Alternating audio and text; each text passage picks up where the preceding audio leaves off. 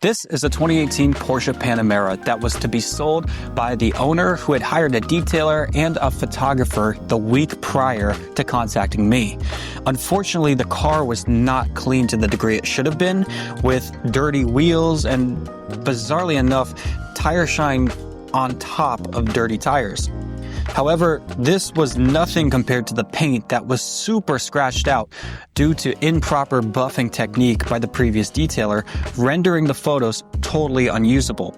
I got a call from the client to redo the auction prep process of detailing to then get the car ready for a second photo shoot, hopefully this time to get more usable photos. The owner was understandably upset because he had paid for a detail and a photo shoot that ultimately went to waste. The photos weren't usable because of the condition that the car was in. And to top it off, it delayed selling the car by a whole week. So, a thorough wash, full car paint correction, and a photo shoot all in one short winter's day. It's a pretty tall order, but I'm going to take you through the steps and how just 8 hours I was able to completely transform the car and get a much more attractive set of auction photos accurately representing the car to the new owner. Some of the techniques I am going to show you are a bit unconventional, but the theme of the day is you have to know the rules in order to break the rules. There are certain rules in detailing, rules of thumb that we all abide by, but if you know the logic for why they are in place, then in specific strategic circumstances, you can actually break these rules to achieve a desirable result. It was impossible to wash the car on the morning of the detail as it was a frigid, freezing 26 degrees. For you Europeans watching this, that's about -3 degrees or 262 Kelvin for you astrophysicists. This was where I made my first strategic rule break. Ordinarily, a full wash with 2 buckets and soap would be required before the correction step, but this was not feasible due to the cold temps. However, the paint had been cleaned the week prior. It wasn't filthy, so I started by wiping down the panel with a panel prep spray.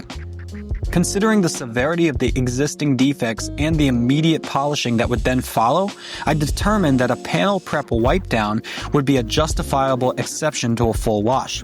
Any very slight micro-marring introduced by wiping down the paint would be so much shallower than the existing deep buffing trails, meaning no additional paint loss beyond what was already necessary to correct the original defects.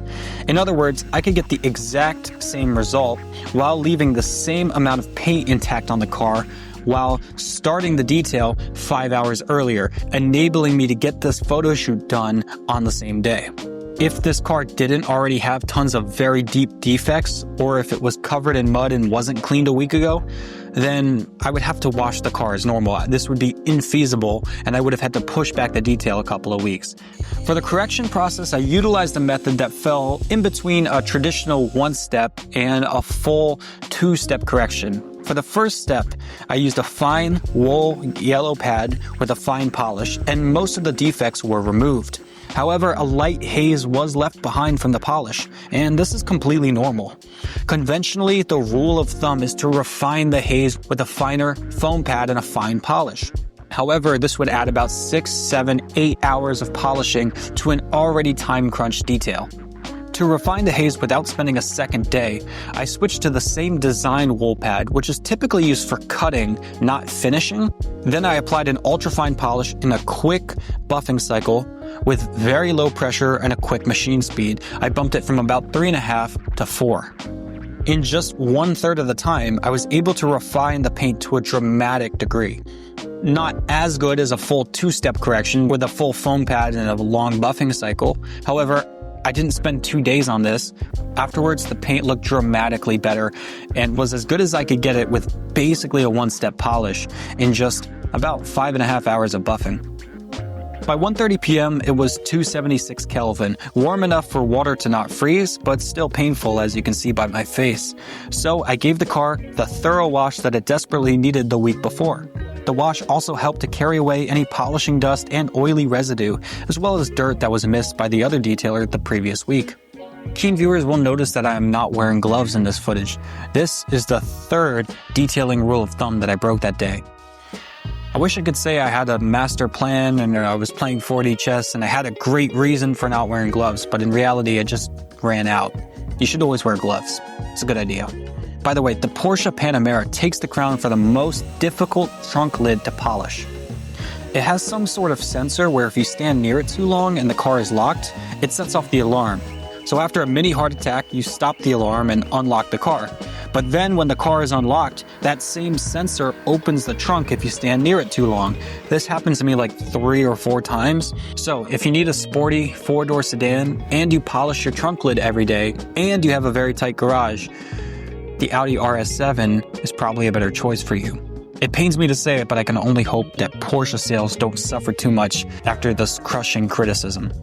Anyways, now it was time for the photo shoot. I had finished right on schedule. When setting up the appointment, I told the client that I had a camera, and as I was already going to be at his house, I would be happy to snap some pictures while I was there to avoid hiring a whole nother photo shoot, adding hundreds of more dollars to an already very, very expensive ordeal.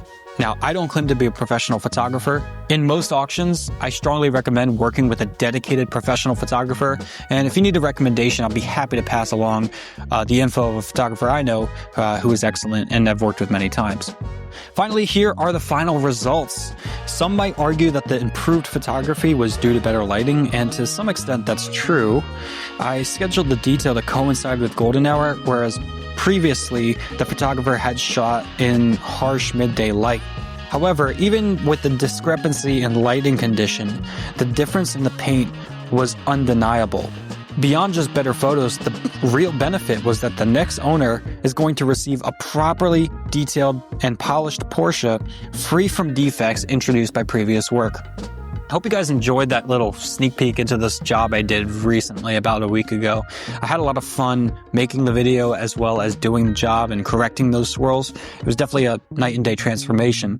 So if you have any questions, be sure to reach out. I'll do everything I can to help. I really enjoy making these videos, but if you like and subscribe, that really helps me know that people are resonating with them. So if you have any questions, leave them for me, and then I'll see you guys next time.